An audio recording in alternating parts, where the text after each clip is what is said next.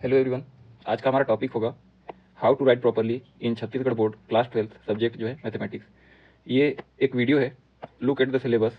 उसका पार्ट 2 समझ लेंगे आप।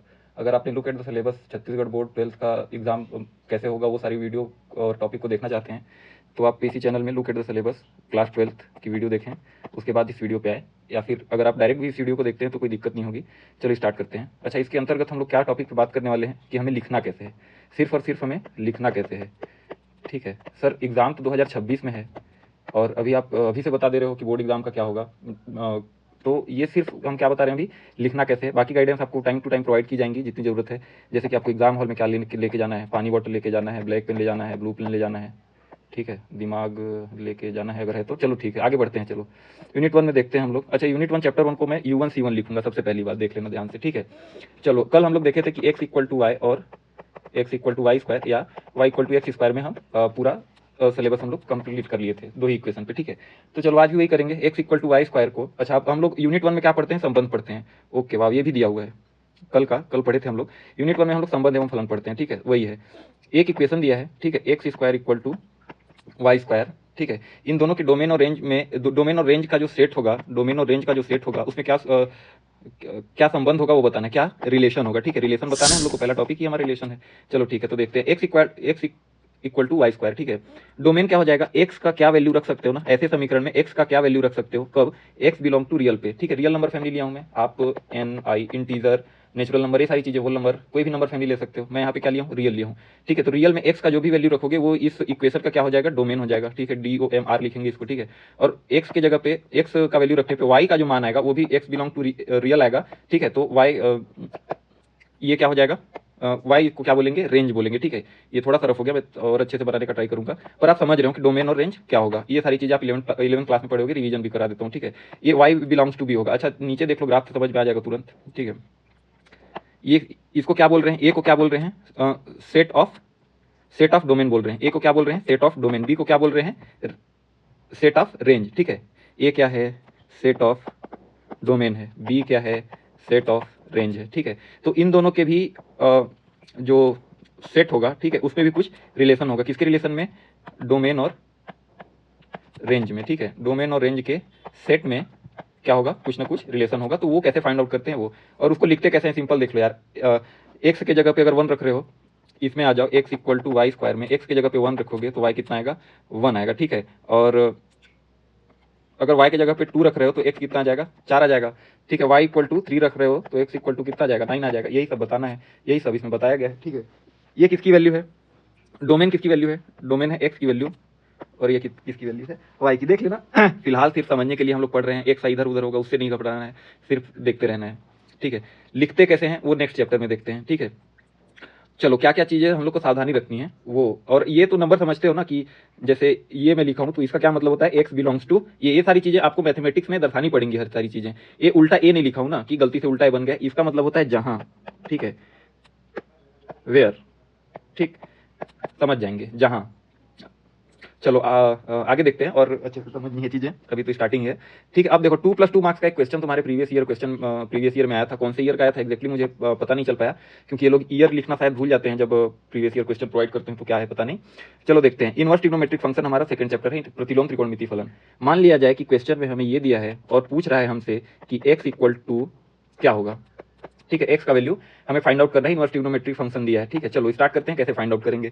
सबसे पहले तो क्या लिखोगे, एग्जाम में हमेशा गिवन हिंदी में क्या लिखोगे, दिया गया समीकरण है, यहां से स्टार्ट कर दोगे, ठीक है। दिया गया समीकरण है के बाद ये वाली लाइन इक्वल टू 1, एक्स का वैल्यू फाइंड आउट करना है ना, ठीक है। अब क्या लिखोगे, चलो अच्छा, ये देखो, ये कॉस इनवर्स एक्स को क्या लिख सकते हो, π/2 साइन इनवर्स एक्स, ठीक है। ये देख लो ध्यान से, अभी मैं आपको पढ़ाने नहीं बैठा हूँ, आपको सिर्फ समझाने बैठा हूँ कि आपको लिखना कैसे प्रॉपर्ली, ठीक है। तो कोई भी फॉर्मूला जैसे लिखते हो कि cos inverse x equal to π/2 minus sine inverse x लिखते हो, ठीक है। ये देखो, ये लिख दिया हूँ मैं, cos inverse x equal to π-6। तो इसको कैसे लिखोगे, कोई भी आइडेंटिटी सर्व समीका अगर आप इंसर्ट कर रहे हो, सर्व समीका लिखने का कोशिश कर रहे हो क्वेश्चन में, हमेशा लिखोगे we know cos inverse x equal to π/2 minus sine inverse x, या हम जानते हैं कि cos inverse x equal to π/2 minus sine inverse x, ठीक है। ये इक्वेशन कैसे बन जाएगा ये देख लो, ठीक है। π/2 माइनस साइन इनवर्स एक्स हो जाएगा कॉस इनवर्स एक्स की जगह पे, क्लियर है। अब देखो, ये π/2 को अलग लिख लिए और ये लिख लिए, ठीक, ये जो वैल्यू दिख रहा है sine inverse 1/5 minus sine inverse x, इसको क्या मान लोगे, इसको थीटा मान लोगे। ठीक है, क्या बन जाएगा इक्वेशन, साइन π/2 माइनस थीटा, ये बन जाएगा क्या, प्लस है बीच में तो प्लस थीटा। ठीक है, साइन π/2 प्लस थीटा बन गया, sine π/2 plus theta equal to cos/2। Again हम लोग क्या लिखेंगे, फिर से हम लोग सर्वसमीका जब लिख रहे हैं तो क्या लिखेंगे, वी नो या हम जानते हैं। ठीक है, हम जानते हैं या हमें ज्ञात है, हमें ज्ञात है। ठीक है, सर्वसमीका ये या फिर कोई फॉर्मूला है जो कि आप बाहर से इंप्लीमेंट कर रहे हो। ठीक है, और अगर थीटा लिख रहे हो ना, थीटा लिख रहे हो तो माना अच्छा चलो माना मत लिखो, चलो ये लिख लिया अपन, ये फॉर्मूला समझ गए। ठीक है, ये फॉर्मूला आता है इनवर्स ट्रिग्नोमेट्री और ये ट्रिग्नोमेट्री में पढ़े होगे, sine π/2 plus theta equal to cos theta होता है। ठीक है, और कॉस π/2 प्लस थीटा क्या हो जाएगा, माइनस साइन थीटा हो जाएगा। वो सारी चीजें आप लोग पढ़े होंगे। थीटा इक्वल टू ये रख रहे हैं ना हम लोग। ठीक है, इसके जगह पे क्या रख रहे हैं यार, इन ये पूरे की जगह पे क्या रख रहे हैं, थीटा रख रहे हैं। थोड़ा सा कंजेस्टेड हो गया, कोई बात नहीं, इसके जगह पे थीटा रख रहे हैं, समझ लो। अब ये सोल्यूशन, ये इक्वेशन कैसे बन गया, देखो sine inverse π/2 plus theta equal to cos theta. ठीक है, अब ये इक्वेशन कैसे बन जाएगा पता है, cos sine inverse x minus sine inverse 1/5। ठीक है, π/2 गायब हो गया, π/2 यहाँ से गायब हो गया, थीटा का वैल्यू क्या लिखे हो, sign inverse x minus sine inverse 1/5। Clear है। अब देखो cos a 1 कब होता है, फिर यहाँ पे लिखोगे ना वी नो। ठीक है, हमें पता है, नया चीज ऐड कर रहे हो तुरंत लिखोगे cos a इक्वल टू 1, हमें पता है या हमें ज्ञात है। cos a 1 की कब होगा, a इक्वल टू 0 पे। ठीक है, इसका वैल्यू अब क्या ले लिए, a ले लिए। ठीक है, a वैल्यू लिए तो क्या बन गया, cos a इक्वल टू 1 बन गया, a इक्वल टू 0 रख देते हैं। ठीक है, a का वैल्यू क्या लियो, sine inverse x minus sine inverse 1/5 equal to 0 लिए हो। ठीक है, ट्रांसफर कर दोगे क्या हो जाएगा, sine inverse x equal to sine inverse 1/5। किसी का ऐसे ट्रांसफर करने का मन थोड़ी कर रहा है यार, sine inverse x equal to sine 1/5। ठीक है, ये गलत हो जाएगा ना। ठीक है, इनवर्स ट्रिग्नोमेट्री पढ़ेंगे तो और समझ में आ जाएगा। चलो आगे बढ़ते हैं। साइन इनवर्स x, अब इसको पक्षांतर ऐसे कैसे कर दोगे, इक्वल टू में करके। ठीक है, sine inverse x equal to sine inverse 1/5, तो x इक्वल टू क्या आ जाएगा, 1/5 आ जाएगा। ठीक है, यहाँ पे आंसर लिख दोगे। क्लियर है, इतने में काम खत्म आपका। अब देखो आप गलती कहाँ पे करोगे, इंट्रोडक्शन ऑफ न्यू वेरिएबल या कांस्टेंट कैसे कैसे पढ़ते हैं, इसको देखो थोड़ा सा ध्यान से समझ लेना। सर्वसमीका कैसे लिखोगे आपको समझ में आ गया है, न्यू कांस्टेंट या न्यू वेरिएबल कैसे ऐड करना है वो मैं आपको बताता हूँ। अब चलो ध्यान से देखते हैं। मान लिया जाए कि पेन क्यों क्या हो गया, अच्छा बंद हो गया, पेन भी नालायक बंद हो जाता है बार बार। ठीक है, क्या हम लोग पढ़ने वाले थे यार, ये साइन थीटा इक्वल टू, छोटा नहीं हो सकता इससे, हो गया साइन थीटा इक्वल टू, अगर हम लोग कितना पढ़े थे 45 degree, sorry sine theta 45 degree नहीं, साइन थीटा इक्वल टू, चलो 1/2 का वैल्यू ले लो ना यार, तो थीटा इक्वल टू क्या आ जाएगा, π/6 आ जाएगा। साइन थीटा 30 डिग्री कितना हो जाएगा, π/6। इसको क्या बोलते हो, इसको मुख्य मान बोलते हो ना, मेन वैल्यू क्या, प्रिंसिपल वैल्यू। ठीक है, ये क्या होता है, प्रिंसिपल वैल्यू होता है। लेकिन ठीक है, ये क्या होता है, जनरल वैल्यू होता है। जनरल फॉर्म में जिसको बोलते हो, थीटा इक्वल टू क्या लिखते हो उसको, n π प्लस -1 की पावर n और लास्ट में प्रिंसिपल वैल्यू। ठीक है, जनरल फॉर्म में ये लिखते हो, पिछले क्लास में करके आए हो, कोई इस क्लास में पढ़ने का समझने का कुछ भी कोई जरूरत नहीं है, सिर्फ देख लो कि लिखते कैसे हो। अब यहाँ पे हम लोग नया चीज इंट्रोड्यूस कर दिए, देखो क्या, n। ठीक है, इस केस में n क्या है, n बिलोंग्स टू इंटीजर है। ठीक है, क्या होता है इस केस में, n बिलोंग्स टू इंटीजर। कभी भी नया चीज, नया एलिमेंट हम लोग अभी n इंट्रोड्यूस किए तो उसका हम लोग को बताना है कि वो नंबर किस फैमिली से बिलोंग करती है। आ रही है बात समझ में। ठीक है, साइन थीटा इक्वल टू 1/2 मुख्य मान, और अगर आपको ये दिया है कि जनरल वैल्यू और प्रिंसिपल वैल्यू निकालना है। ठीक है, और ये अगर मार्क्स लिखा है मान लो 1 + 1। ठीक है, 1 मुख्य मान का, वेरी गुड, एक नंबर ले लो। ठीक है, जनरल वैल्यू में फिर आप जनरल वैल्यू इतना लिख के छोड़ दिए। ठीक है, ये एग्जामिनर क्या कर देगा इसको, 1/2, मतलब आपको कितना मिला, 1.5 नंबर मिला। कितना मिल सकता था, 2 नंबर मिल सकता था। क्या लिख के, सिर्फ n belongs to integer. I hope कि अभी तक मैं जो समझाने का कोशिश कर रहा हूँ वो आपको समझ में आया होगा। ठीक है, नया वेरिएबल, नया कांस्टेंट कभी भी ऐड करोगे उसका बताओगे कि वो किस फैमिली मेंबर से बिलोंग करता है। फैमिली मेंबर मतलब नंबर सिस्टम की फैमिली। ठीक है, आगे पढ़ लेंगे अगर नंबर सिस्टम की फैमिली समझ में नहीं आएगी तो। और जो चीज इंपॉर्टेंट लगती है मैं उसको कराने का ट्राई कर रहा हूँ। मैट्रिक्स का क्वेश्चन देख लो, 1 नंबर का क्वेश्चन, 1 नंबर का क्वेश्चन आपके सिलेबस में आता है। ठीक है, 1 नंबर का क्वेश्चन है, ट्रांसपोज पूछा है इसमें। ट्रांसपोज को प्रावर्त बोलते हैं। ठीक है, क्या पूछा है, ट्रांसपोज। और प्रावर्त कैसे लिखते हैं यार, प्रत्यावर्त या प्रावर्त देख लेना, किताब में मिल जाएगा। ठीक है, a की पावर t लिखते हो ना, ट्रांसपोज अगर निकालते हो तो। ट्रांसपोज कैसे निकालते हैं, एलिमेंट को एक्सचेंज करके। ठीक है, एलिमेंट को एक्सचेंज कर देते हैं। 1 की जगह 1 आएगा, -1 यहाँ पे देखो, ये R1 में है तो ये किस में चला जाएगा, ये C1 में चला जाएगा। ये R2 में है तो ये किस में चला जाएगा, ये C2 में चला जाएगा। 2 3 किस में है, R2 में। यहाँ देखो 2 3 किस में, इसमें C2 में है, और इसका क्या है, ये C1 हो गया है। ठीक है, ये पहले क्या था, R1 था। देखो ध्यान से, A और A T में देख लो।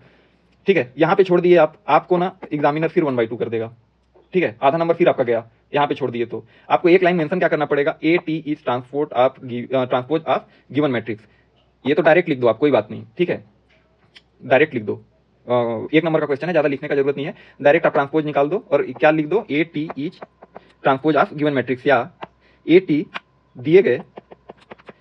दिए गए आव्यूह का परावर्त है। ठीक है, प्रत्यावर्त नहीं होता है, परावर्त होता है करेक्ट वर्ड। ठीक है, क्या होता है, परावर्त है।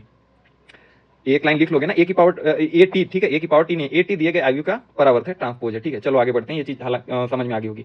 मैं सिर्फ लिखने के लिए बता रहा हूँ यार कि तुमको लिखना क्या है, सॉलिड कैसे लिखना है और क्या क्या चीजें वहां पे मेंशन करनी जरूरी होती है एग्जाम हॉल में।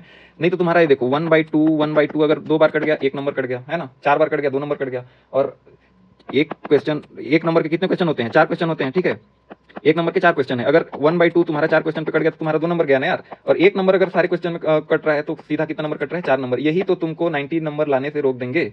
यही तो मैं समझाना चाह रहा हूँ कि अच्छे से कैसे लिखोगे ताकि तुम्हारा आधा नंबर, 1 नंबर। ठीक है, अब मैथ वाले टीचर यार देखो सीधी सी बात है, वो 1/4 लिखने से भी नहीं डरेंगे। नॉर्मल आदमी डरेगा क्योंकि पिछले क्वेश्चन में 1 दिया, ठीक है, ये अगले क्वेश्चन में 1 दे दिया, तो इसमें भी दे देता हूँ यार, क्योंकि कौन जोड़े घटाए 1/2। लेकिन मैथ वाला टीचर है बेटा, याद रखना, ये हमेशा ये 5/2 तुरंत निकाल लेता है कि 1 + 1 + 1/2। ठीक है, मैथ में नंबर लाना बहुत ही आसान है, लेकिन एट द सेम टाइम बहुत ही ज्यादा टफ है। ठीक, अगर अच्छे से नहीं लिखते हो, अच्छे से नहीं लिख पाते हो बोर्ड में, तो फिर समझ लो कि नंबर कम हो जाएगा, और नंबर कम हो जाएगा तो बहुत ज़्यादा दुख होगा। अब मैं तुमको समझा देता हूँ कि अच्छे से लिखना कैसे, इसीलिए इस वीडियो को बहुत ध्यान से देख लो और 2-3 बार देख लो। देखो क्या है कि अच्छा एक चीज़ और मैं आपको बता दूँ, सारे लोग के लिए है ये, कि जब भी आप 12th का अपना स्टार्ट करेंगे, 12th का मैथ पढ़ने के लिए, तो आपके पास ना कुछ कुछ इसेंशियल चीज़ें होनी चाहिए। ठीक है, सबसे पहला बुक तो मैंडेटरी है। ठीक है, बुक होनी चाहिए, आपको सिलेबस आपका प्रिंट आउट होना चाहिए। बुक में दिया है वो अलग बात है, पर आपके सिलेबस आपके हाथ में प्रिंट होना ही चाहिए। ठीक है, मोबाइल आप यूज़ करते होगे, मोबाइल में आपके पास 2 एप्लीकेशन होने चाहिए, चैट जीपीटी और एक तो मैथ पे। ठीक है, मैं इसका प्रमोशन नहीं कर रहा हूँ, ना ही मैं इन दोनों कंपनी से जुड़ा हुआ हूँ, पर ये क्या है, ये आपकी तैयारी को इन्हेंस करेंगे। ठीक है, और इसका यूज़ कैसे करना है ये सब मैं आपको बता दूंगा, आप बस मेरे से जुड़ जाइए, मैं सारी चीज़ें आपको समझा दूंगा कि कैसे आप मैथ्स की तैयारी कर सकते हैं बोर्ड में। ठीक है, चलो देखते हैं। अच्छा, ये 2/2 का प्रीवियस ईयर क्वेश्चन, ठीक है, फिर से आ गया प्रीवियस ईयर क्वेश्चन, ये आया हुआ है। ठीक है, फाइंड द वैल्यू ऑफ सारणिक। सारणिक अभी हम लोग शायद इस चैनल पे शायद क्या अभी हम लोग सारणिक कवर किए नहीं है। ठीक है, अब ये सारणिक है तो इसको ए नहीं लिखते हैं ना, सारणिक को पिछली वीडियो को ध्यान से देखना, तो मैंने बताया था कि सारणिक को क्या लिखते हैं, डेल से दर्शाते हैं। ठीक है, तो सबसे पहला क्या लिखोगे, लेट डेल इक्वल टू फलाना, इतना, जो मतलब जो भी मैट्रिक्स दिया फलाना क्या होता है। ठीक है, जो भी ये सारणिक दिया हुआ है, डेल इक्वल टू इतना हो जाएगा। क्लियर है। अब मैं क्या बताया था कि सारणिक का कोई मान है। अच्छा सर, ये लेट को हिंदी में कैसे लिखते हो, माना लिखते हो ना, माना डेल इक्वल टू ये इतना सारणिक है। अच्छा, डेल का न्यूमेरिकल वैल्यू है, कैसे कैसे फाइंड आउट करते हैं सर न्यूमेरिकल वैल्यू। मैं बताया था यार कि इन दोनों का क्रॉस मल्टीप्लीकेशन होगा, तो 2 + 3 iota times 2 - 3 iota plus, sorry ये बीच में कौन सा साइन रहेगा, माइनस। अब इन दोनों का क्रॉस मल्टीप्लाई करो तो 1 × 4। ठीक है, इसका क्या हो जाएगा, देखो a + b और a - b। ठीक है, यहाँ पे a + b - b आ रहा है। अब a + b a - b आपको सॉल्व करना है, तो देखो ध्यान से देख लो कि आप लोग कैसे लिखोगे। ठीक है, ये 4 लिखोगे, अरे यार कहाँ चला गया, कहाँ था, हाँ रहा, a + b a - b। ठीक है, a + b और ये a - b बन रहा है। ठीक है, बन रहा है, a का स्क्वायर 4 - 9 आयोटा का स्क्वायर हो जाएगा ये। ठीक है, -4। क्लियर है। अब इस लाइन को कैसे लिखोगे आप, इस लाइन को लिखोगे, इस लाइन को डायरेक्ट लिख दो, a - b a + b equal to a² - b²। ठीक है, ये कोष्टक चेंज बंद कर दो।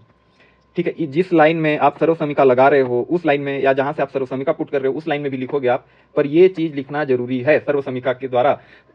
यूजिंग ऑफ आइडेंटिटी लिख सकते हो अगर आपके पास टाइम है तो।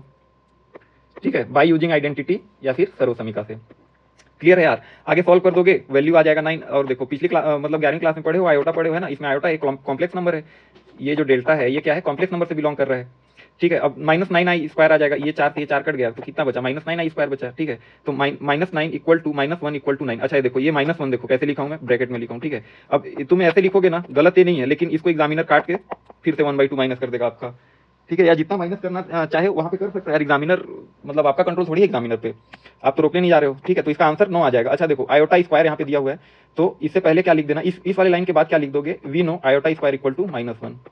ठीक है, हमें पता है, या हमें पता है ये सब अगर लिखने की जरूरत मतलब नहीं हो टाइम, तो क्या लिख दोगे, hence iota square equal to -1। ठीक है, इसलिए -9 क्रॉस -1 इक्वल टू 9। ठीक है, आई होप ये समझ में आ गया होगा, यहाँ पे आंसर लिख दोगे और कुछ लिखने की जरूरत नहीं है। ये सारी चीजें अगर आप मेंशन कर देते हो तो आपको 4 में से 4 मार्क्स मिलेंगे।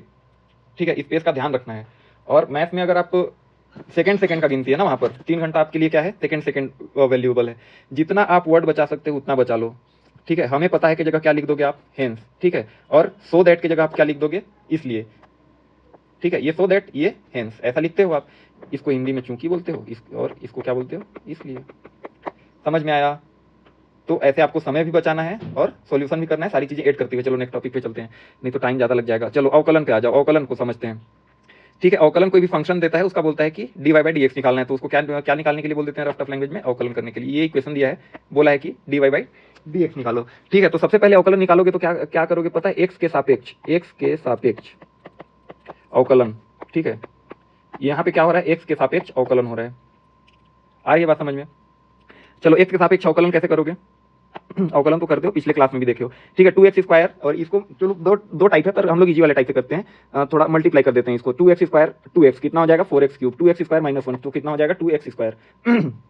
सॉरी, आगे बढ़ते हैं। चलो 4x क्यूब। ठीक है, 4 इंटू 3x की पावर 3 माइनस 1 माइनस 2 इंटू, हाँ कितना? 2x स्क्वायर का ना 2 इंटू एक्स की पावर 2 माइनस 1। क्लियर है?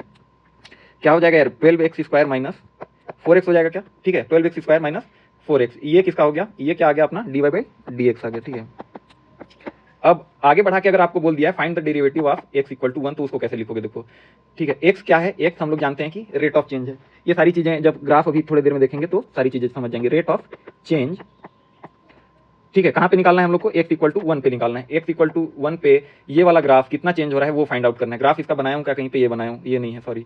ठीक है, चलो ना, तो ये पहले तो वैल्यू, न्यूमेरिकल वैल्यू तो फाइंड करो, फिर समझ लेंगे। तो x इक्वल टू 1 ऐसे लिखोगे। ठीक है, अगेन गिवन लिखोगे ना अब।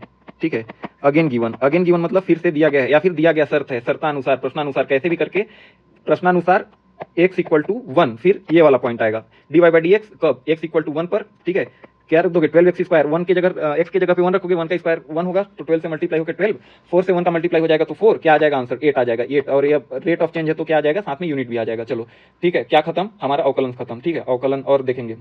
चलो यार, अब थोड़ा सा टाइम पास कर लेते हैं, और मैं थोड़ा सा अपने बारे में बता देता हूँ आपको। अपने बारे में क्या, मैं एक बच्चे के बारे में चलो बता देता हूँ आपको। ठीक है, एक बच्चा 10th का एग्जाम देता है, 90 सॉरी क्लास ये है। ठीक है, और ये क्या है? मार्क्स है। कौन से सब्जेक्ट का मार्क्स है? मैथ सब्जेक्ट का मार्क्स है। ठीक है, 10th क्लास में कितना उसको मिलता है मैथ बोर्ड में? 90। 11th क्लास में कितना है? 96। 12th क्लास में कितना है? 92 मिलता है। ठीक है, और कोई नहीं है, ये मैं ही हूँ, मुझे ये सारे मार्क्स मिले हैं। ठीक है, काफ़ी कम मिले हैं, मैं इससे ज़्यादा डिजर्व करता था, पर कुछ गलतियाँ हुई मुझसे, वही मैं बताने का कोशिश कर रहा हूँ कि क्या क्या गलतियाँ आपको नहीं करनी है। ठीक है, चलो ये तो मैट्रिक्स तुमको दिख रहा है क्या? सर आप कहीं भी ग्राफ पे भी मैट्रिक्स बना दे रहे हो, पागल हो गए हो क्या? नहीं, पागल नहीं हो गया हूँ, कहीं पे भी बना सकते हैं ग्राफ, मैट्रिक्स कहीं पे भी बना सकते हैं, ग्राफ कहीं पे भी बना सकते हैं। आप सिर्फ मेरे को ये बता दो कि आप अभी प्रेजेंट में क्या देख रहे हो, उसका बस मेरे को विजुअलाइज बता दो, मैं आपको पूरा मैथमेटिक्स समझा दूंगा कि वहाँ पे कौन कौन सा मैथमेटिक्स चल रहा है। सर मेरे सामने ट्रेन आ रही है, उसका लिमिट कंटिन्यूटी बता सकते हो? बता दूंगा। ठीक है, आप छत पे खड़े हो, ठीक है, पोल आपके बराबर है, ठीक है, या फिर आप ग्राउंड फ्लोर पे खड़े हो, आपको एक पोल दिख रहा है, ठीक है, तो क्या समझ सकते हैं उसको? हम लोग ट्रिग्नोमेट्री समझ सकते हैं, हाइट एंड डिस्टेंस समझ सकते हैं, बहुत सारी चीजें समझ सकते हैं, सिर्फ क्या? देख के। ठीक है, कुछ भी देख के। चलो चलो चलो स्टार्ट करते हैं, आगे टॉपिक से नहीं हटते हैं। 10th क्लास में कितना मिल रहा है यार उसको? 90 मिल रहा है। तो ये देखो, एक्स क्या रिप्रेजेंट कर रहा है यहाँ पर? एक्स रिप्रेजेंट कर रहा है सर क्लास को रिप्रेजेंट कर रहा है। ठीक है, कि कौन से क्लास में है ना।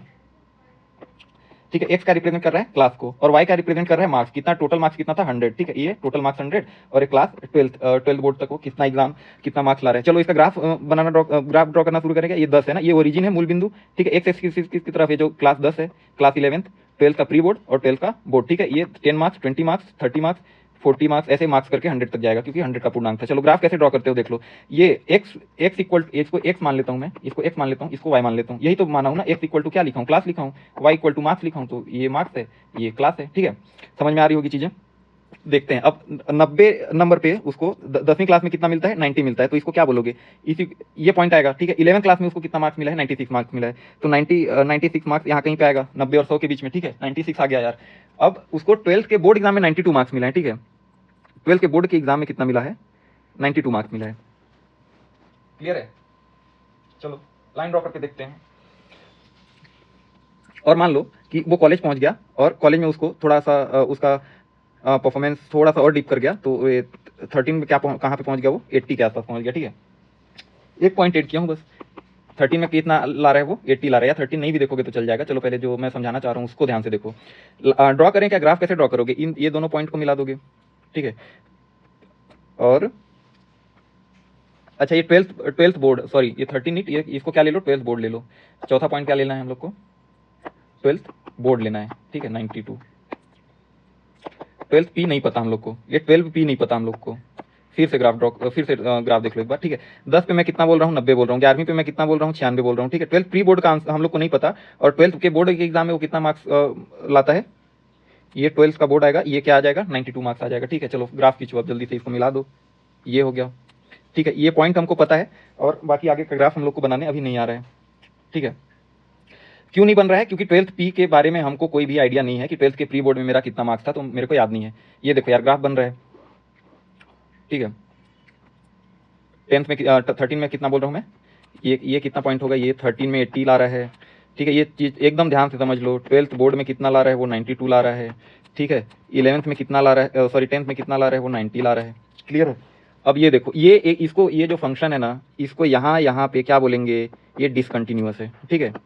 ये क्या है, डिसकंटिन्यूअस है, करेक्ट। आई होप समझ में आ रहा होगा। इसको क्या बोलेंगे, डिसकंटिन्यूअस में बोलेंगे। अच्छा सर, मेरे को याद आ गया कि मैं प्री बोर्ड एग्जाम में ना, ये जो लड़का है ये 99 मार्क्स लेके आया था। अब मेरे को याद आ गया, कैसे बनाऊंगा मैं, ये ऐसे बना दूंगा। ये ग्राफ मिल गया। अब ये ग्राफ क्या हो गया, हमें वैल्यू मिल गया। अब हम ये ग्राफ हम जो बोलेंगे, इसको क्या बोलेंगे, इसको बोलेंगे कॉन्टिन्यूअस। इसको क्या बोलेंगे, कॉन्टिन्यूअस। कॉन्टिन्यूअस मतलब सातत्य। क्लियर है? यही समझना है। क्या समझ गए हम लोग, क्या समझ गए, सातत्य समझ गए, कॉन्टिन्यूटी। कि सर ग्राफ में अगर पॉइंट आ रहा है जिसके बारे में हम लोग को डेफिनेशन नहीं पता, तो ये क्या हो गया, डिसकंटिन्यूअस हो गया, ठीक है। ग्राफ की अपने किसी भी लिमिट में अगर हमको पता है कि बिना ब्रेक हुए जा रहा है, बिना ब्रेक हुए हर पॉइंट के लिए हम लोग को वैल्यू फाइंड आउट कर सकते हैं, तो ये क्या हो जाएगा, ये कॉन्टिन्यूअस, ठीक है। ये सातत्य तथा ये असातत्य। देखो आ गया समझ में, यही तो किए है ना यार। प्री बोर्ड का जब तक नहीं पता था तो यहाँ पे स्पेस आ रहा था, डिसकंटिन्यूअस बोल रहे थे उसको, ठीक है। प्री बोर्ड का जब पता चला तो ये वाला लाइन हम लोग ड्रॉ कर लिए, तो ये क्या हो गया, कॉन्टिन्यूअस हो गया। आगे बात समझ में, ठीक है। आगे देखते हैं। अगर नहीं भी समझ में आएंगे तो कोई बात नहीं, और जब क्लास में पढ़ेंगे तो और अच्छे से तो एक्सप्लेन करना ही है इस चीज़ को, ठीक है। कॉन्टिन्यूअस चेक कैसे करोगे, कॉन्टिन्यूअस चेक कर सकते हो क्या कि कॉन्टिन्यूअस है कि नहीं है, चेक कर सकते हैं बिल्कुल। F x function of x दो दिया है, देखो, ठीक है। दो कंडीशन दिया है, एक्स इक्वल टू 0 पे एक्स स्क्वायर दिया है, एक्स इक्वल टू 2 पे कितना दिया है, 5। एक्स नॉट इक्वल टू 2 पे एक्स स्क्वायर और एक्स इक्वल टू पे 5 है। जल्दी जल्दी जल्दी देखते हैं क्या क्या प्रोसेस कर रहे हैं, चेकिंग द कंटिन्यूटी, मतलब साम्यता की जांच। क्या कर रहे हैं, साम्यता की जांच। एग्जाम में आप ऐसे ही लिखोगे, पहले गिवन कंडीशन, ठीक है, क्वेश्चन लिख दोगे ऐसे पूरा, जो ये इतना क्वेश्चन में दिया रहेगा आपको। बोलेगा एक्स इक्वल टू 2 पे साम्यता की जांच कीजिए, या फिर कोई भी पॉइंट दे देगा, बोलेगा साम्यता की जांच कीजिए। तो कैसे करोगे, देखो चेकिंग कंटिन्यूटी वी पुट हम लोग रखते हैं, क्या रखते हैं, दिया गया कंडीशन है एक्स इक्वल टू 2 रख दो, तो एक्स F2 कितना आ गया, एक्स की जगह 2 रख दो, तो क्या हो जाएगा, ये 5 हो जाएगा, है ना। ये तो 5 दिया हुआ है। कंडीशन कितना है, कंडीशन सेकंड है, कंडीशन फर्स्ट देखते हैं। कंडीशन फर्स्ट में we put f x equal to कितना दिया है हमें, एक्स स्क्वायर दिया है, कब, जब एक्स इक्वल टू नॉट 2, ठीक है। तो F2 कैसे निकालोगे इसका यार, 2 स्क्वायर इक्वल टू 4 हो जाएगा, F2 कितना आ जाएगा, 4 आ जाएगा, but f x is not equal to F2। क्या समझ रहे हो, f x not equal to F2, तो ये कंडीशन तो प्रूफ हो गया। इसीलिए क्या होगा, लिमिट एग्जिस्ट करता है और फंक्शन डिफाइंड है, ठीक है। ये सारी चीजें और समझ में आ जाएंगी अभी थोड़ा जल्दी जल्दी में। और ये फिर क्या लिख देंगे लास्ट में, hence f x is discontinuous as x equal to 2। ये हमको कहां से पता चल गया, ये यहाँ से पता चल गया, ठीक है। एक्स इक्वल टू नॉट 2 दिया है ना, तो क्या होगा, एक्स इक्वल टू पे फंक्शन क्या होगा, डिसकंटिन्यूअस हो जाएगा, ठीक है। आगे कोई, अरे बहुत सारे क्वेश्चन है, आराम से समझ जाओगे, अभी कुछ टेंशन लेने का जरूरत नहीं है, ठीक है। ये वाला फंक्शन देखो, ये जो हम लोग ग्राफ ऐसे ड्रॉ किए थे, ठीक है। ये जो ऐसे ग्राफ हम लोग मान लो कोई ड्रॉ कर रहे हैं और बोल रहे हैं कि यार हम लोग को ना ये 12th पी और 12th बी के बीच का वैल्यू नहीं पता, ठीक है। 12th पी और 12th पी के बीच का वैल्यू हम लोग डिफाइन नहीं कर पा रहे हैं, तो इसको क्या बोलोगे, यही है डिसकंटिन्यूटी। ये जो खाली स्पेस दिख रहा है ना, ये खाली स्पेस, ये इसी को क्या बोलते हैं, डिसकंटिन्यूटी बोलते हैं, ठीक है।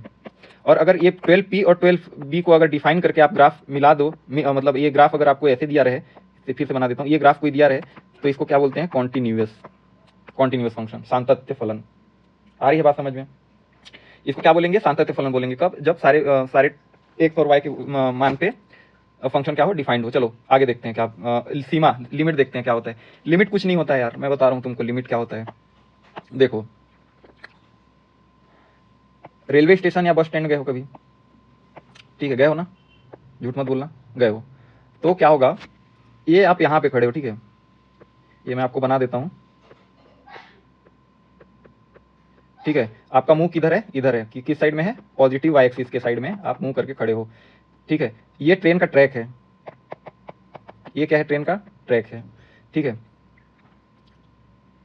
और यहाँ पे आप खड़े हो, आपको मैं नाम दे देता हूँ एक्स, ठीक है। ये जो ट्रेन आ रही है ए, और इधर से एक ट्रेन आ रही है ए, क्लियर है। ये आप तक पहुंचने वाली हैं दोनों ट्रेनें, ठीक है। आप क्या बोलते हो, ट्रेन आ रही है, आई नहीं है, आने वाली है, दिख रही है, आई नहीं है, 5 किलोमीटर दूर है, पहुंचने वाली है, 5 मिनट में पहुंचने वाली है, 2 मिनट में पहुंचने वाली है, ऐसे बोलते हो ना, ठीक है। आई नहीं है, आने वाली है, तो यही चीज लिमिट है यार, यही चीज क्या है, लिमिट है। मतलब आप कहाँ से एक्स माइनस से कहाँ तक जा रहे हो, पॉजिटिव एक्स डायरेक्शन की तरफ जा रहे हो, ए लिखते हैं, ठीक है। जनरली क्या लिखते हैं, ए लिखते हैं, ठीक है। ये आप एक्स की तरफ जा रहे हो, ठीक है, और ये यहाँ से ये एक्स की तरफ सॉरी ये जो ये ट्रेन है वो आपकी तरफ इस डायरेक्शन से आ रही है, ठीक है। तो इसको पॉजिटिव बोलोगे, इसको निगेटिव लिमिट बोलोगे। क्यों पॉजिटिव निगेटिव लिमिट बोलेंगे? क्योंकि लेफ्ट हैंड रूल और राइट हैंड रूल होता है इसमें, ठीक है। लेफ्ट हैंड रूल और राइट हैंड रूल होता है। अब लिमिट को कैसे पढ़ेंगे वो देखते हैं। F equal to x square, f x equal to 2 पे एक्स स्क्वायर का ग्राफ देखो। अच्छा, ये बना के रखा हूँ, ठीक है, सारा चीज मैं तैयार करके रखा हूँ। Y equal to x square, ठीक है, और कंडीशन क्या दिया है? X equal to 2। हमको क्या क्वेश्चन में क्या पूछेगा पता है? इसमें लिमिट में क्या क्वेश्चन पूछेगा देख लेता हूँ एक बार, बस 2 सेकंड का टाइम लगेगा। लिमिट में कुछ क्वेश्चन समझाना है आपको। Limit exist L H S equal to R H S. Okay, left right तो समझ गए हम लोग।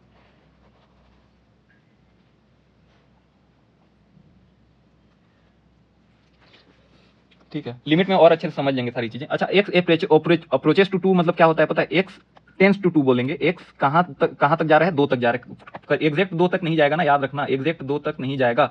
अप्रोचेस टू 2 पढ़ेंगे इसको, ठीक है। एक्स ऐसे एरो 2, तो x approaches to 2। X is not equal to 2, x is approaches to 2। Approaches to 2 मतलब सर 1.9, 1.999, ठीक है, और 2.01, ठीक है, लगभग 2 के बराबर है। ये सारी चीजें कितने के बराबर है? लगभग 2 के बराबर है। 3.96 समथिंग आएगा, 3.99 समथिंग आएगा, ठीक है, ये 4.01 समथिंग आएगा, ठीक है। एग्जैक्ट वैल्यू नहीं है, पर लिमिट ऐसे ही चेक किया जाता है। X equal to 2, x approaches to 2 है ना, एक्स टेंस टू 2 पे अगर इस ग्राफ का मान मैं तुमसे पूछूं तो तुम कैसे बताओगे? पता है हमको, एक्स इक्वल टू एक्स, ठीक है, equal to limit x tends to 2 positive side x square में एफ एक्स कब लिमिट एक्स किसके साइड जा रहा है? पॉजिटिव 2 के साइड जा रहा है, ठीक है। एक्स टेंस टू पॉजिटिव 2 पे आप क्या लिख दोगे कि वैल्यू क्या हो जाएगा सर? हमारा वैल्यू कितना आ जाएगा? एक्स स्क्वायर इक्वल टू 4 कब limit x tends to 2 positive पर। ये चीज क्या समझ में आ रही है आपको? ये लिमिट रखोगे, ठीक है, लिमिट समझ गए। चलो, लिमिट क्या होता है, लिमिट समझ गए। आगे देखते हैं। L H S R H S जितना भी रूल है, एल एच एल है एक्चुअली, एल एच एल और आर एच एल, ठीक है। Left hand limit, right hand limit, ये सारी चीजें देखेंगे। चलो आगे, अब नेक्स्ट देखते हैं। कितना टाइम हो गया? 38 मिनट, ठीक है, जल्दी खत्म करते हैं। अब समाकलन है। समाकलन देखो, लिमिट समझ गए, कंटिन्यूटी समझ गए। कब अगर ग्राफ ब्रेक है तो डिसकंटिन्यूअस है, ग्राफ ब्रेक नहीं है तो कंटिन्यूअस है। सिंपल समझ लो यार, कोई तो तुमको बहुत बड़ा बड़ा क्वेश्चन नहीं पूछ रहा है, सारा बुक का ही क्वेश्चन पूछा जाएगा आपसे, ठीक है। ज्यादा क्वेश्चन सॉल्व करने पे जैसे ही आप क्वेश्चन सॉल्व करोगे, ज्यादा से ज्यादा सारी चीजें आपको कॉन्सेप्ट सब चीज क्लियर हो जाएंगी, समझ में आ जाएंगी सारी चीजें। चलो समाकलन देखते हैं। यूनिट 3 चैप्टर 3 इंटीग्रेशन, जल्दी देखते हैं। y equal to f x का अगर हम इस फंक्शन का समाकलन करने के लिए बोलेगा हमें, ठीक है, एक गिवन फंक्शन है जिसमें एफ एक्स का समाकलन करने के लिए बोलेगा, तो क्या आप लिखते हो? F x d x equal to कितना? G x plus c. ये तो समाकलन का रूल है, ठीक है। अरे यार, ये कैसे कट कर गया? ठीक है, ये समाकलन का क्या रूल है? नहीं है। चलो, अब एक फंक्शन हमको गिवन है। क्या गिवन है sir? F x equal to x, y equal to f x equal to x, ठीक है, या y equal to x. Function के फॉर्म में मैं ऐसे लिख दिया, ठीक है, समझाने के लिए तुमको। वाई क्या है? एक्स का फंक्शन है। चलो डिफ्रेंशिएट करो इसको। कैसे डिफ्रेंशिएट करोगे? एक्स डी एक्स लिखोगे ना, ठीक है। X integration x d x equal to x square plus c, ठीक है, ये तो जानते हो यार, बार बार किए हैं। चलो, y इक्वल टू एक्स वाले लाइन पे आ जाओ। तो y इक्वल टू एक्स, ठीक है, y इक्वल टू एक्स मतलब x y belongs to real पे x का वैल्यू और y का वैल्यू, दोनों का वैल्यू क्या हो जाएगा? बराबर हो जाएगा। मैं यहाँ पे रियल नंबर फैमिली लेना चाह रहा हूँ, ठीक है। चलो यार, अभी समाकलन एग्जाम में कैसे बनाओगे? समाकलन कोई भी दिया रहेगा तो एग्जाम में सबसे फर्स्ट चीज तो समाकलन में हमेशा कांस्टेंट आएगा, उसको भूलना मत, ठीक है। ये कांस्टेंट आता है समाकलन करने के बाद, उसको कभी भी मत भूलना। चलो स्टार्ट कर लें। ये तो अच्छा, समाकलन तो हम लोग कर लिए, ठीक है। अच्छा, एप्लीकेशन ऑफ समाकलन में हम लोग पढ़ते हैं सर कि एप्लीकेशन ऑफ समाकलन क्या होता है कि समाकलन किसी भी पॉइंट का अगर हम लोग कर दें या फिर किसी ग्राफ कर दे तो उसका क्षेत्रफल निकाला जा सकता है। बिल्कुल निकाला जा सकता है, ठीक है सर, झूठ तो नहीं बोल रहे हो? नहीं। चलो निकाल के देख लेते हैं, कैसे निकालोगे? समाकलन करके देख लो ना, ठीक है। ये क्या है? ए एक्स पे 1 है, ए एक्स पे 2 है, तो 2 तक का समाकलन करते हैं अपन। थोड़ा दूर लेते हैं ना पॉइंट, क्या दिक्कत है? पॉइंट को हम चाहें, अगर हमारा मन करे तो हम इसको 1 ले लें और इसको 2 ले लें, ठीक है, फिर भी बराबर होगा। चलो, अब समाकलन करने के लिए सबसे पहले तो आपको ग्राफ, आपको सारा चीज समझ में आ जाएगा। ग्राफ हम लोग 12th क्लास में एक मतलब बहुत सारा क्लास केवल ग्राफ पे ही रखेंगे, ठीक है। यहाँ का पॉइंट बताओ मेरे को अब।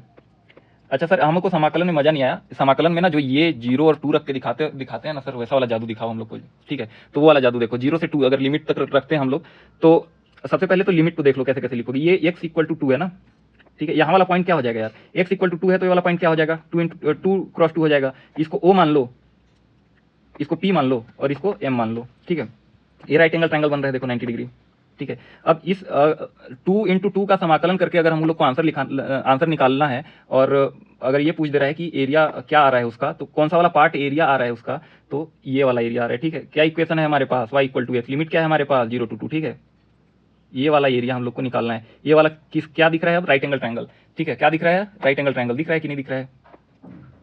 ठीक है, ये क्या है, राइट एंगल ट्रायंगल है, दिख गया होगा आई होप। कैसे बना है, राइट एंगल ट्रायंगल बना लेते हैं साइड में छोटा सा, फिर समाकलन करेंगे। क्लियर है, O 0 0, इसको मैं M लिया हूँ 2 0। ठीक है, और ये क्या है, पॉइंट P है 2 2। क्लियर है, चलो समाकलन कैसे करोगे। अच्छा, ये 0 और 2 अगर लिमिट लिए हो तो क्या लिखते हो, यहाँ 0 और 2 लिखते हो। ठीक है, क्लियर। 2/2। ठीक है, 1/2 को कॉमन निकालो। चलो, ज़्यादा पहलवान बनने की जरूरत नहीं है।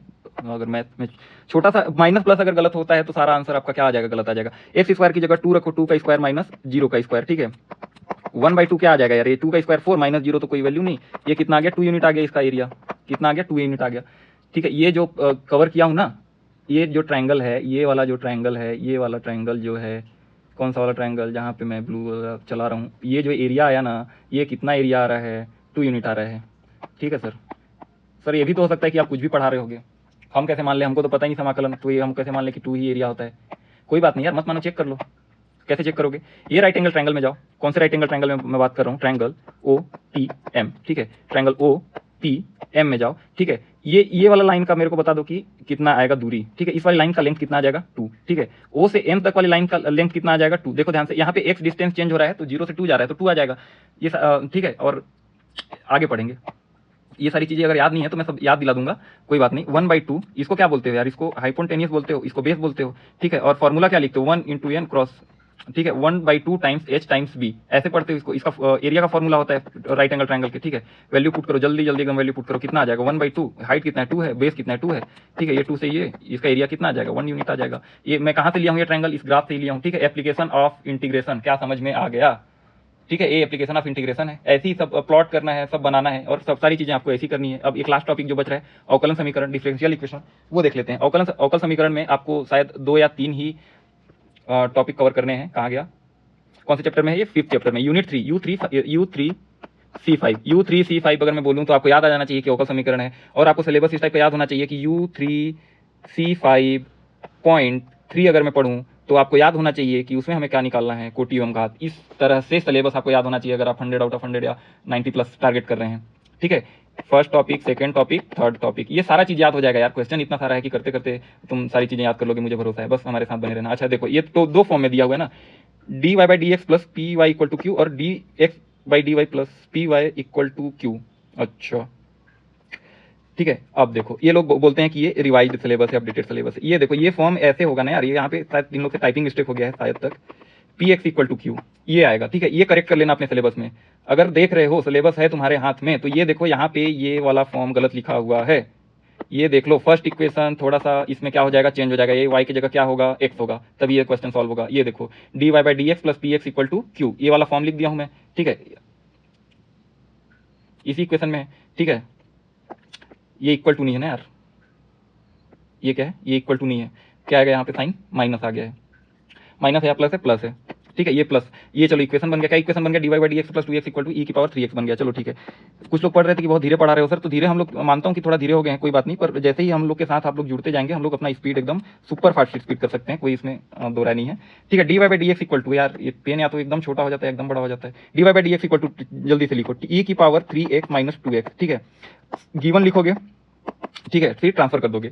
चलो अब क्या, dy = e⁻3x - 2x dx, dx को ट्रांसफर कर दिए तो ठीक है। dy बता दो कितना आ रहा है, dy e⁻3x माइनस ई नहीं आएगा, क्या आ जाएगा ये 2x dx। ठीक है, इसमें भी e⁻3x dx। ठीक है, integration both side, dy = integration of e⁻3x dx minus integration of 2x dx, ऐसे ही तो लिखोगे ना। चलो अब इसको आगे जल्दी से सॉल्व करके बता दो कितना आ जाएगा। इंटीग्रेशन ऑफ dy = क्या आ जाएगा, y = इंटीग्रेशन ऑफ ई की पावर 3x क्या आ जाएगा यार, ई की पावर 3x का इंटीग्रेशन ये 1/3 ई की पावर 3x माइनस 3, 2x का इंटीग्रेशन क्या हो जाएगा, 2x का integration x square by 2 plus c y equal to 1/3 e की power 3x minus x square plus c. हमारा क्या आ जाएगा, ये आंसर आ जाएगा। इसमें क्या मत भूलना, इसमें ये मत भूलना कि दोनों साइड इंटीग्रेशन जब करोगे तो लिख दोगे, क्या लिख दोगे, दोनों साइड, दोनों पक्षों का समाकलन करने पर, इंटीग्रेशन बोथ साइड जिसको मैं बोलता हूँ, दोनों पक्षों का समाकलन करने पर। नहीं समझ में आ रहा है यार, चलो थोड़ा सा अनाउंसमेंट है और 2 मिनट का टाइम और मेरे को चाहिए, कुछ बातें करनी है आपसे, ठीक है। y इक्वल टू ये आ गया, ठीक है। अब इसका समाकलन कैसे करें, हो गया, हो सकता है आपको समझ में ना आया हो, तो ये समाकलन वाले चैप्टर में पढ़ेंगे। क्लियर है, मेरे को जो चीज समझाना था वो सारी चीजें मैं समझा चुका हूँ। लीनियर प्रोग्रामिंग और प्रोबेबिलिटी 2 चैप्टर बच रहा है, ठीक है। क्या बच रहा है जिसको मैं नहीं समझा रहा हूँ, वो क्या बच रहा है, लीनियर प्रोबेबिलिटी, लीनियर प्रोग्रामिंग यार, ठीक है, लीनियर प्रोग्रामिंग और प्रोबेबिलिटी, ठीक है। एक सिक्का अगर निकालते हो तो हेड और टेल आने का प्रायिकता कितना होता है, 1/2, ठीक है। 1 डाइस निकालते हो तो किसी एक नंबर को आने का प्रायिकता कितना हो जाएगा, 1/6। डाइस पे 1 आने का प्रायिकता, ठीक है। डाइस पे सम संख्या आने का प्रायिकता बता दो, कैसे निकालोगे। डाइस पे विषम संख्या आने का प्रायिकता बता दो, कैसे निकालोगे। यही सब क्या करना है हम लोग को, प्रायिकता में करना है। नहीं आ रही समझ में। या 2 डाइस अगर चल रहे हो, 2 डाइस अगर चल रहे हो, दोनों पे हेड आने की प्रायिकता, दोनों पे इवन नंबर आने की प्रायिकता बताओ, दोनों पे ऑड नंबर आने की प्रायिकता बताओ। 3 डाइस फेंक दिए, ठीक है। 2 पे इवन आने का प्रायिकता बताओ, 1 पे ऑड आने का प्रायिकता बताओ, ठीक है। 1 पे ऑड आने का प्रायिकता बताओ, सॉरी तीनों पे ऑड आने का प्रायिकता बताओ। 2 पे ऑड, 1 पे इवन आने का प्रायिकता बताओ, और क्या, 0 ऑड, सब पे इवन आने का प्रायिकता बताओ। ये सारी कंडीशन और ये सारी कंडीशनिंग करेंगे हम लोग किस चैप्टर में, आपके सबसे फेवरेट चैप्टर प्रोबेबिलिटी में। लीनियर प्रोग्रामिंग के लिए मैं बता दे रहा हूँ, लीनियर प्रोग्रामिंग के लिए सबसे पहले आपको पढ़ना पड़ेगा लीनियर इक्वेशन, ठीक है। लीनियर इनइक्वालिटीज पढ़ते हैं, ठीक है। इसके लिए लीनियर इनइक्वालिटीज से डील करना है। लीनियर इनइक्वालिटीज की पूरी क्लास मैंने 11th क्लास पूरी मतलब सारा कुछ सॉल्व करके इसी यूट्यूब चैनल पे, जब आप 11th वाले प्लेलिस्ट पे जाओगे तो सारा चीज मिल जाएगा आपको। ये पहले आपको पढ़ना पड़ेगा, ठीक है। ये आप पढ़ के रखोगे, लास्ट में जब लीनियर प्रोग्रामिंग आएगा तो मैं आपको फिर से लीनियर इनइक्वालिटीज और वो सब नहीं पढ़ाने वाला हूं, ध्यान से सुन लो अभी, ठीक है। अगर कोई पढ़ रहे हो या आगे पढ़ोगे तो ध्यान से मेरी बात सुन लो। लीनियर प्रोग्रामिंग में लीनियर इनइक्वालिटी सॉल्व करते हैं। लीनियर इनइक्वालिटी सॉल्व करने के लिए आपको 11th क्लास की लीनियर इनइक्वालिटीज वाली चैप्टर अच्छे से आनी चाहिए, जहां पे सिर्फ और सिर्फ ग्राफ ड्रॉ करना रहता है बहुत सारा, और उसी के बीच में क्या हो जाता है, आंसर आ जाता है, ठीक है। इसमें भी न्यूमेरिकल आंसर नहीं आता, ग्राफ वाला सारा चैप्टर आप जब सर्च करोगे क्लास 11 की टेलीग्राम या फिर यूट्यूब कहीं भी सर्च करोगे तो वो मिल जाएगी। हम ही लोग मतलब मैं खुद ही उसको बहुत अच्छे से कवर कराया हूँ, लीनियर इनइक्वालिटीज को। लीनियर प्रोग्रामिंग क्यों बोलते हैं, क्योंकि ये जो सारे हम लोग इक्वेशन खींचते हैं ना, ये सारा लाइन के फॉर्म में आता है, ठीक है। ये सब चैप्टर वाली चीजें हैं। चलो हो गया, ये सारा चीज खत्म हो गया। अनटाइटल ये इसमें आते हैं, चलो कहाँ गया यार, हाँ। संबंध फलन, त्रिकोणमिति फलन याद कर लो, कल का है। संबंध फलन, त्रिकोणमिति फलन, आव्यूह, सारणिक, सातत्य, अवकलनीयता, अवकलन के अनुप्रयोग। अवकलन के अनुप्रयोग क्या, वो कल वृत्त का देखो एरिया चेंज हो रहा था, वही क्या है, अवकलन के अनुप्रयोग। समाकलन देख लिया, समाकलन के अनुप्रयोग अभी देख लिया। अवकलन समीकरण एक तो सॉल्व कर लिए। बीजगणित, त्रिविमीय ज्यामिति कल समझे हैं बहुत अच्छे से, वो आप देख लेना, ठीक है। ये इंपॉर्टेंट टॉपिक था क्योंकि 44 नंबर का, इसीलिए ये कवर करना बहुत ज्यादा जरूरी है।